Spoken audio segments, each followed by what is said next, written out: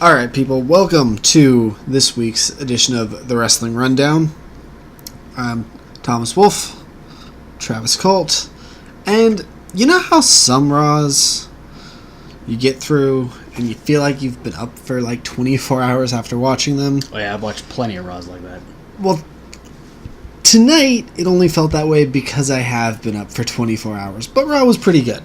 Yeah, no, I would say, since the last time you and I did this, Raw has progressively gotten better, which is nice because we're heading into SummerSlam. So we'll talk about what happened tonight. We open up with, we know that Brock Lesnar was supposed to show up, so Roman immediately goes out to the ring. He's trying to call out Brock Lesnar. Yep. Paul Heyman goes out and talks a bunch of trash and essentially assumes that he's found a loophole through what Kurt Angle wanted. Unfortunately, Kurt found Paul a little while later and told him that no, Brock is supposed to appear on Raw. So if he doesn't, he can't exactly, Stephanie won't let him get rid of the contract with Brock Lesnar, but he can get rid of the contract with Paul Heyman. So if Brock doesn't show up on Monday Night Raw, then Paul Heyman ends up getting fired from WWE. And so I just found a loophole in the spin that Kurt Angle put on it, though, is Brock did appear on Raw lots of times throughout the show. He didn't make an appearance in front of the crowd. Yeah. But he was on the show a lot. Backstage segments are one thing. If he had done an interview, maybe, but... I'm just saying, I watched Raw, and I saw more of Brock Lesnar than I've seen for 2 years. Saw more Brock Lesnar than I ever wanted to. Because I don't want to see Brock Lesnar.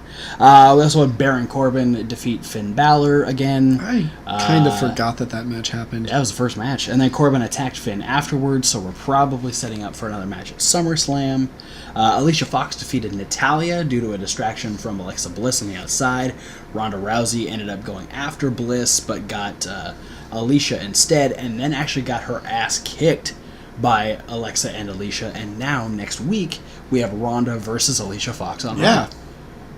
Yeah, that's a hell of a sentence. I mean, good luck, Alicia Fox. It's nice knowing you. And I'm not, against it. It's just, if you had asked me even last week... Yeah, would we see Ronda Rousey versus Alicia Fox? Right. Hell no. But I guess when Mickie James is hurt, Alicia Fox is the backup. We had Elias once again trying to push his album. As I said last week, if you haven't checked it out, it's fantastic. Buy it. It's 4 songs for $4. You can't really beat that. But he said that he would have sold more had Bobby Lashley not interrupted him last week. But what about the rest of the people, Elias? They would have just... All of them interrupting increased sales, because it was, the Leaders of Worlds... Finn Balor. Okay. Being associated with them probably... Authors of Pain also interrupted him. Yeah, but they're over. That's true. I mean, at least with a certain subsect crowd. They're more over than Bobby Lashley. Yeah. But when Lashley came out, it just tanked everything. Yeah, people are just like, oh, I don't want to buy this album anymore. Yeah. So essentially, this has now led to a feud between Elias and Bobby Lashley. Yeah. Lashley sang... He screwed up the words to Rockin' Robin.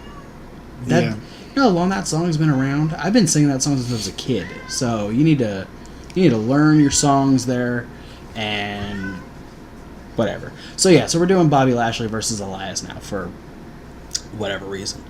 Kevin Owens tried to suck up to Baron Corbin. I don't even know what he assumes this is going. Yeah.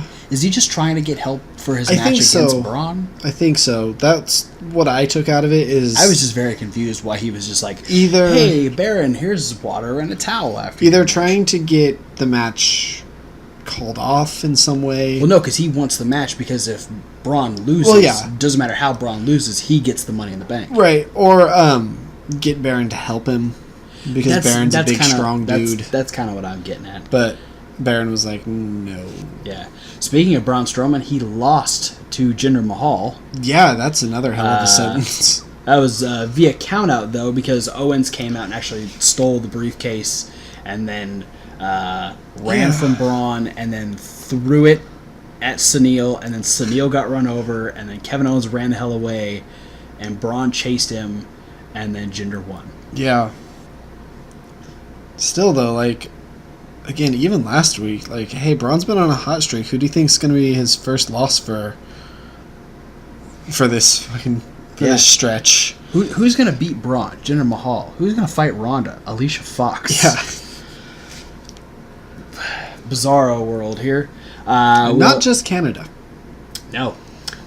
Speaking of Canada, Bobby Roode was involved in a backstage brawl with Mojo Rawley. Mojo just talking trash about the Ascension and Mike Kanellis and the Edgeheads and Slater and Rhino. Yeah. And then Bobby's like, hey, you got a problem?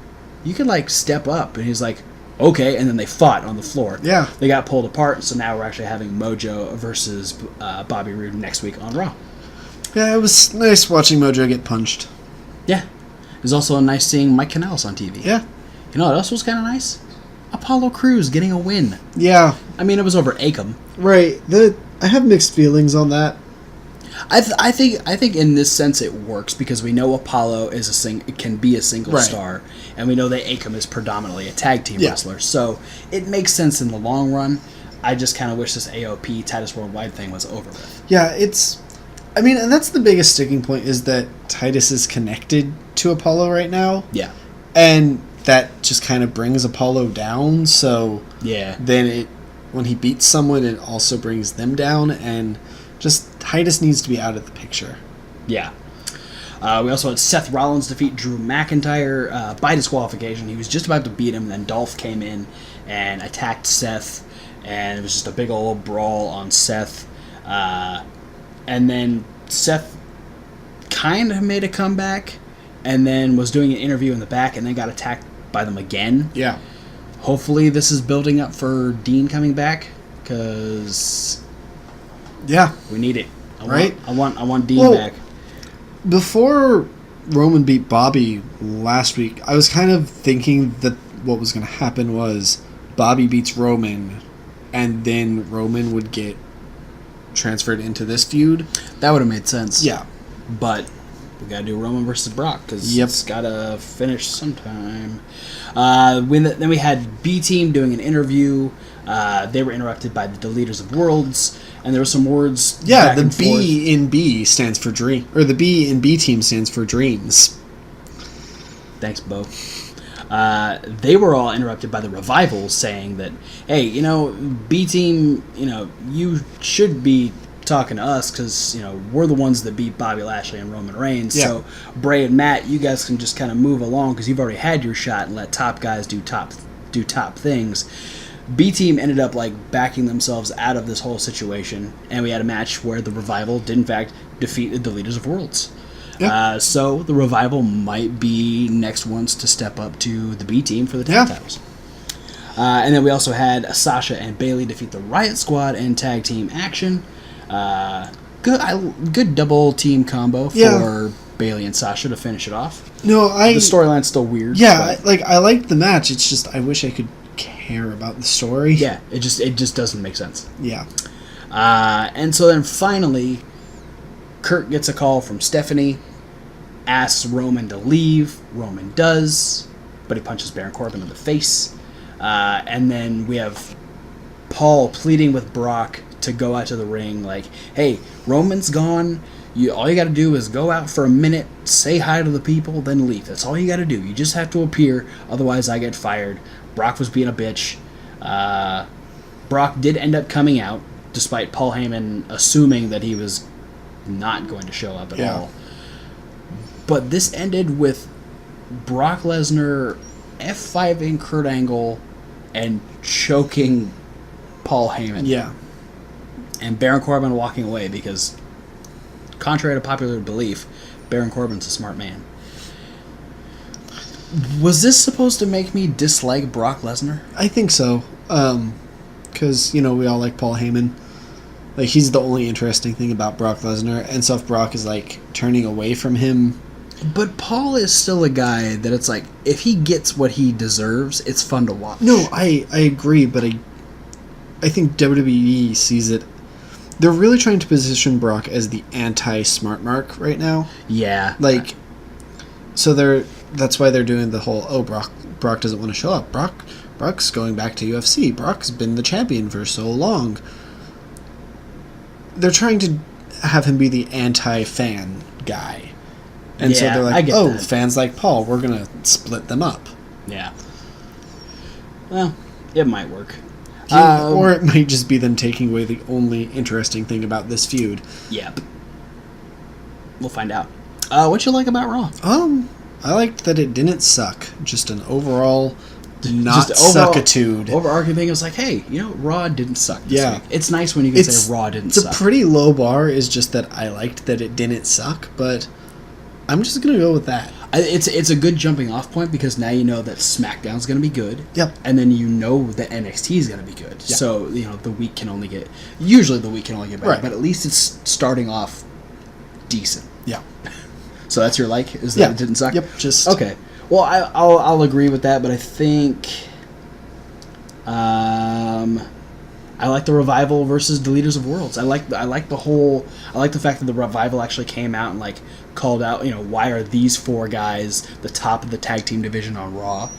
Really trying to cut both teams out from underneath themselves, and so it's a good spot to put the Revival in. We've been seeing them watching all the tag team matches the last couple of weeks, which has been great. That really builds up their character, how calculated they are, how much research they do on their opponents and stuff.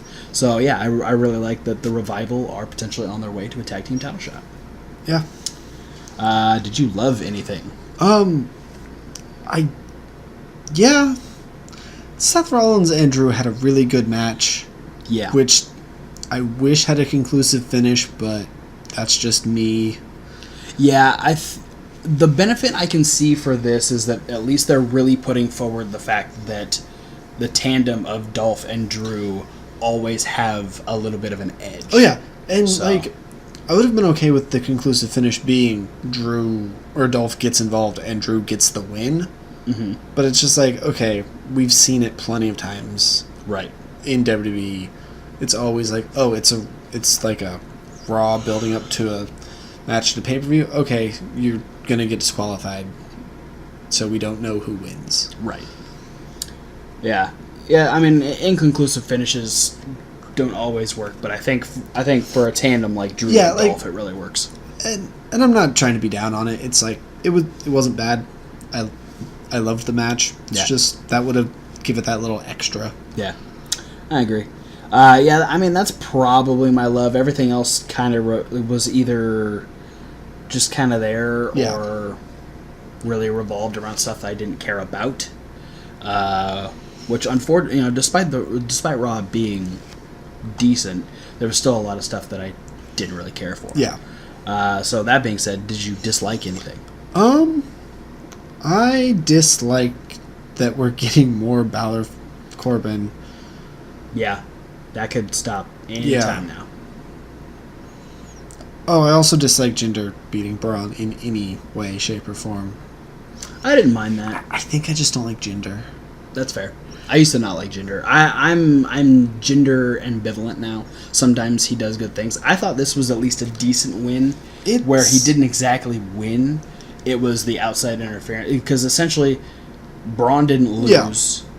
Jinder didn't really win, and Kevin Owens got under I just think Braun's skin. For me, what it is when Jinder was champion, that was just way too much Jinder. And I didn't even like Jinder that much to begin with. So you had a Jinder overload, and you just don't want anymore. Yeah, I will pass. I can fully. I would like one order of Raw but please hold the Jinder.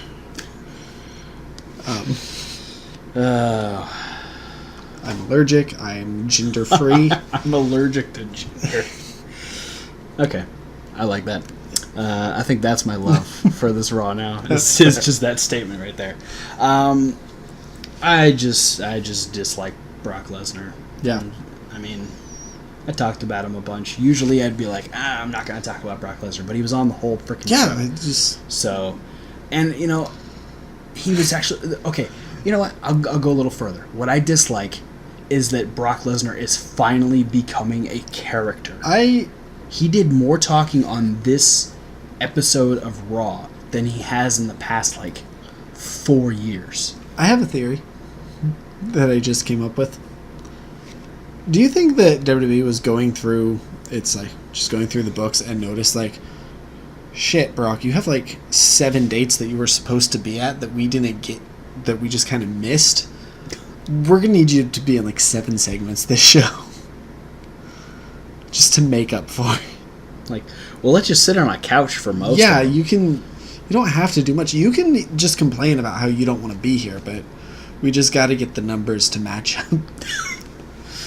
Maybe, I don't know. It was too much Brock for me. We'll pay you an appearance fee for each segment that you're on. I'm so ready for either Roman Reigns or Braun Strowman to take this title off of him. Whether Braun pulls a Seth Rollins at SummerSlam, yeah, or whether Roman just straight up beats him for the title. At this point, I'm ready for it. At this point, I don't want it to be, but I feel like it needs to be Roman. Just to fucking finish this. We've been doing this shit since 2015. If Braun pulls a Seth Rollins, then I'd just be worried that, well, fuck, we're getting Brock versus Roman at Mania. we're only gonna get. I mean, I'm okay with Brock versus Roman at Mania as long as it's not for the title. I'm still not gonna. I still haven't watched their match from WrestleMania this year. I didn't watch the match at all. Yeah, I watched that match, but I didn't watch the match at Greatest Royal Rumble. I watched the match at Greatest Royal Rumble because it was in the middle of the card and it wasn't the main event. I boycotted the match for WrestleMania because it was the main event. But yeah, it's just one of those things. We've had this match too much, and we had the best version of this match the first time it happened. Yeah. Because literally, it didn't need to continue a feud between these two. It was literally just a catalyst for Roman and Seth. Yeah. Or even Brock and Seth. And that first match was also only good because Roman brought it more than anyone expected. Yeah. But, so yeah. I'm hoping SummerSlam finally ends this. Fingers crossed. But it's WWE. And it's Monday Night Raw. Yeah. And this has been the Raw Review. Thanks for watching, guys. Yeah, go ahead and do all those YouTube things down there. Yep. Like, comment, subscribe. Click all the links down below. Let us know what you liked, loved, and disliked about this Monday Night Raw. Follow us on all various social medias. Check out our podcast where you can get this review and all our regular reviews in podcast form. And check out Reasonable Wrestling Fans. That's reasonable with a W? Like Wrestling. Where you can get the list with Kevin Hawk, you get Question of the Week with Thomas Wolf. We got some other videos that are in the works coming out very soon. Let us know over there what types of videos you'd like to see. We also have unboxing videos where we get all these cool little micro brawlers and this Braun Strowman guy. There's also that other is videos. The Braun Strowman micro brawler. It's just bigger than everyone else because it's Braun. It's bigger than the Andre one though. Yeah, it's still accurate. There's other videos that are loosely based around wrestling. But for now, guys, thanks for watching, and we'll see you at whatever video you decide to watch next. Fuck Brock Lesnar. And Modus. With Brock Lesnar.